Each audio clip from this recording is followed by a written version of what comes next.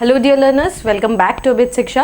Today's daily news capsule is brought to you by Abit Shiksha. So let us begin. आज के जो important news articles है वो है first, National Commission of Women says no information on the political affiliation of the chairperson or any members. So ये जो topic है why I have choose this topic because National Commission of Women, आपको अगर कल हम लोगों ने याद हो हम लोगों ने National Human Rights Commission के बारे में बात किया था. Now आज के आर्टिकल में फिर से नेशनल कमीशन ऑन वुमेन एक आर्टिकल जो है वो पब्लिश हुआ है.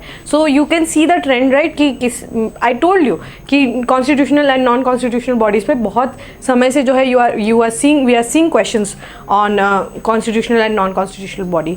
So I think it's you must pick this points कि क्या पेपर पर आ रहा है, what is the trend of the PYQs, how it is coming, what are the questions, what all questions are coming. You have to see the trend, you have to understand and you have to prepare in that way because the examination, the scope of examination is very very large, so you have to make sure that you are preparing on a certain direction जहाँ से पता हो आपको कि यहाँ से questions आ रहे हैं. ठीक है, so this is the first topic, very very absolutely important. I don't have to exaggerate on this point कि कितना important है ये topic. Second is warming of Indian Ocean set to accelerate studies. I think this is one thing that the problem is very real. The climate change issue of climate change is very real. The problem is very real. The warming up of ocean is very very real. इसकी वजह से बहुत सारे issues होंगे. I think this is a very very important topic, very very common topic we can also say, and absolutely important topic जो हमें आना चाहिए. Third is China set to launch high stakes mission to the moon's hidden side, या फिर moon के फार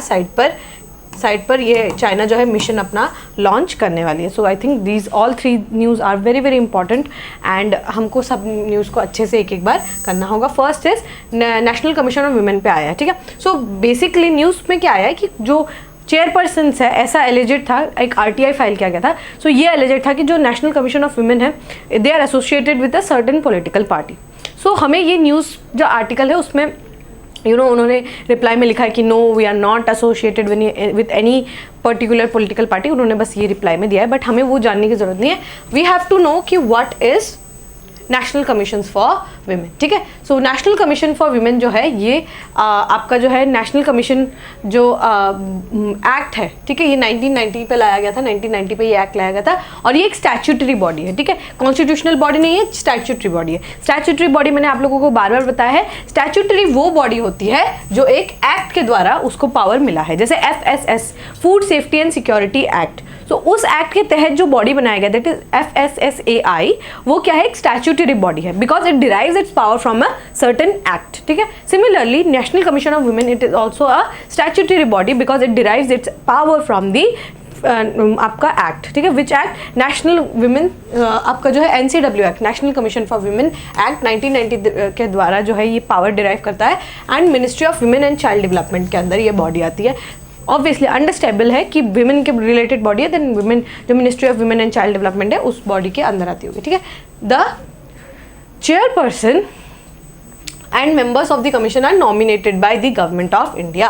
government of India जो है इनको नॉमिनेट करती है और अपॉइंटमेंट जो है उसके बाद क्या उनका अपॉइंटमेंट जो है वो किया जाता है. ठीक है, सो अगर हम देखें the NCW is a statutory body of government of India generally concern with advising government on all policy matters affecting women और जो भी विमेन से रिलेटेड कुछ भी पॉलिसीज अगर हम फॉर्मुलेट करते हैं, फॉर एग्जाम्पल लखपति दीदी और any kind of policies for that matter, so वो उस पर national commission for women it also aids and advises the government of India.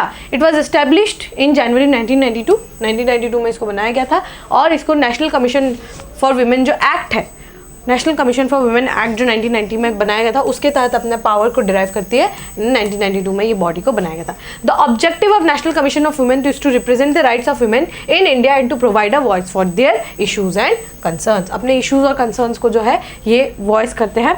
The subjects of their campaign included dowry, politics, religion, equals representation for women in jobs and exploitation of women for labour. ठीक है, सो यहाँ पर वो अपने जो जितने भी scope है ये जो बॉडी है उसका स्कोप क्या है, उन सब पे वो कैंपेन करते हैं, जैसे डाउरी के खिलाफ जो दहेज है, पॉलिटिक्स जो राजनीति है, रिलीजन जो हमारा equal representation of women in labour force में भी, वर्क फोर्स में भी उनका इक्वल रिप्रेजेंटेशन है। The national commission of women receives and investigates complaints from women who are victims of violence, discrimination, harassment और डेप्रिवेशन ऑफ देयर राइट्स। तो वो क्या करती है, इन्वेस्टिगेशन भी, एज ए इन्वेस्टिगेटिव बॉडी भी वो काम करती है। अगर कोई उनके पास कंप्लेन करने को आता है then they also do the investigation for that matter. ठीक है, I think this is very very important, याद रखना है आप लोगों को। It is a statutory body and not a constitutional body. I think this is a very very important topic जो आप लोगों को आना चाहिए। ठीक है, आई होप आप लोगों को ये टॉपिक जो है क्लियर हो गया होगा। We can move further. The next news is warming of Indian ocean to accelerate says study. सो यहाँ क्या है, जो आप लोगों ने पढ़ा होगा हीट वेव के बारे में। ठीक है, heat wave and there is something called marine heat wave. ठीक है, heat wave and marine heat wave. Heat wave क्या होता है, जब जमीन के ऊपर जो एक कांस्टेंट एक I am just forgetting the temperature, but I think 4 degree Celsius तक, 41 डिग्री सेल्सियस तक अगर 4 दिन तक the temperature is constant, that is called a heat wave, if I am not wrong. ठीक है, सिमिलरली मरीन हीट वेव क्या है, marine जो वाटर के ऊपर जो हीट वेव चल रहा होगा उसको हम मरीन हीट वेव बोलते हैं। ज़मीन के ऊपर जो चल रहा होगा, लैंड के ऊपर जो चल रहा होगा, that is called heat wave. जो आपके ज़मीन वाटर के ऊपर जो चल रहा होगा that is known as marine heat wave. ठीक है, सो मरीन हीट वेव क्या है, ये यहाँ पर हमें देखने को मिलेगा। इसकी वजह क्या है, why the temperatures of the oceans warming up, because of obviously global warming.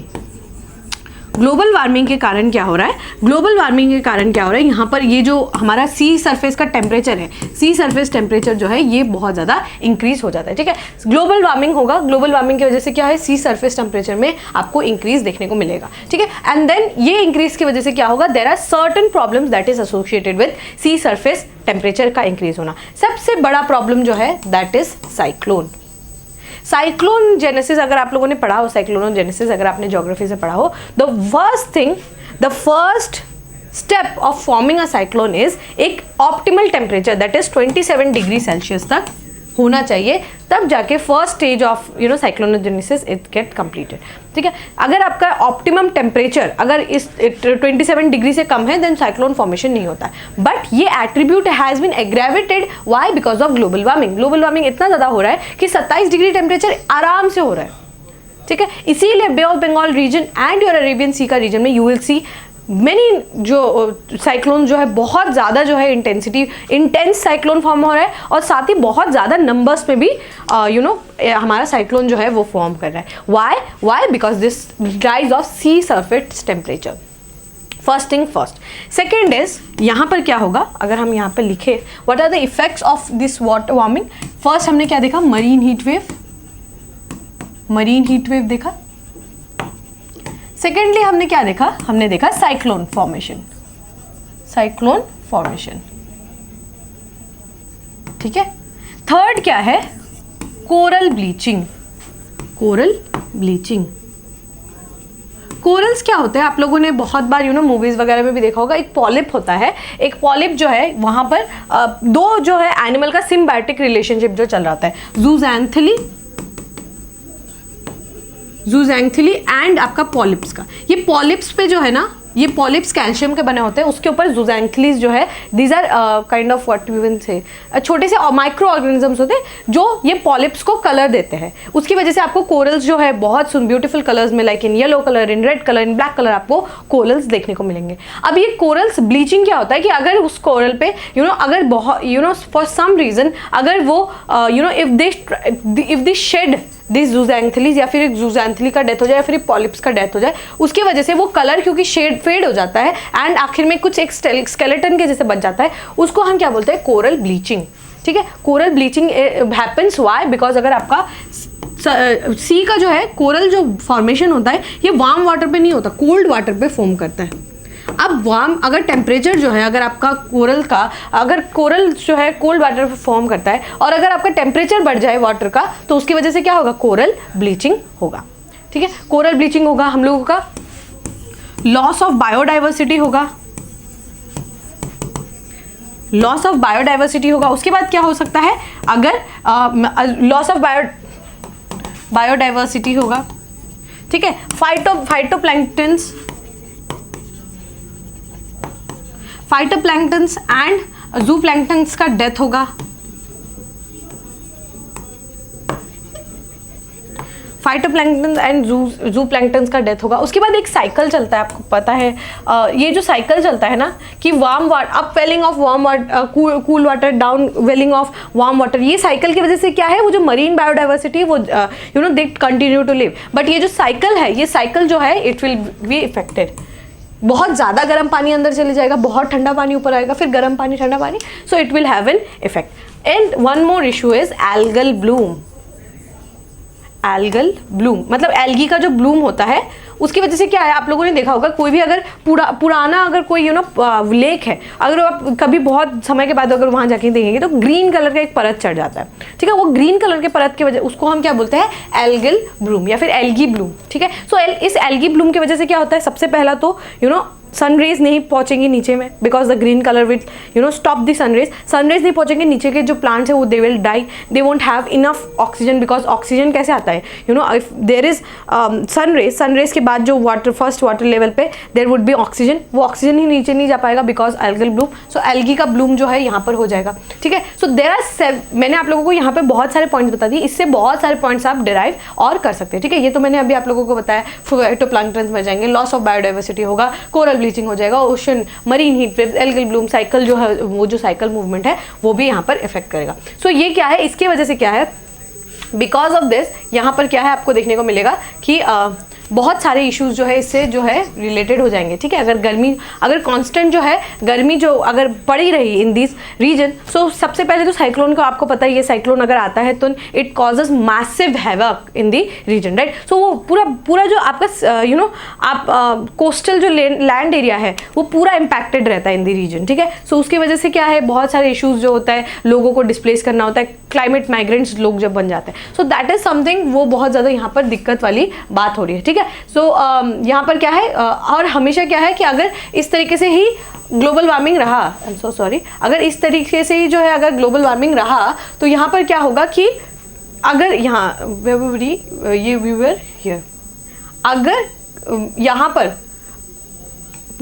अगर यहाँ पर सिमिलर जो है ग्लोबल वार्मिंग रहा और अगर हम ग्लोबल वार्मिंग को कर्टेल नहीं कर पाए तो एक near permanent heat wave state जो है वो बना रहेगा, मतलब परमानेंट सी जो है आपको देखने को मिलेगा हीट वेव्स का, और उससे बहुत सारे जो है हमें इम्पैक्ट्स देखने को मिलेंगे, ठीक है। जैसे कि क्या क्या होगा, यहाँ पे देखिए कोरल ब्लीचिंग हमने बात की, सी ग्रास डिस्ट्रक्शन हमने बात की, lost of kelp forest. Kelp क्या होता है, ग्रीन कलर का जो है ना, देयर इज ग्रीन कलर का होता है, जैसे लाइक सीवीड केल्प भी होता है, लोग इसको खाते भी है, ठीक है।